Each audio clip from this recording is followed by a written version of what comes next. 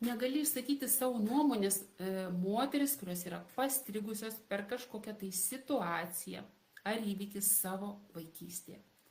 Tiesiog, kai jos aiškiai įvardino, kai buvo mažas, ko nori, buvo nubaustos ir kas vyko toliau. O ta maža mergaitė nusprendė, jinai tiesiog priėmė laikytis tokios strategijos, kad reikšti savo nuomonę yra nesaugu. Man skaudės fiziškai arba emociškai. Aš būsiu nemylima ir va toliau pasileidžia giluminiai, vidiniai, pasąmoniniai procesai.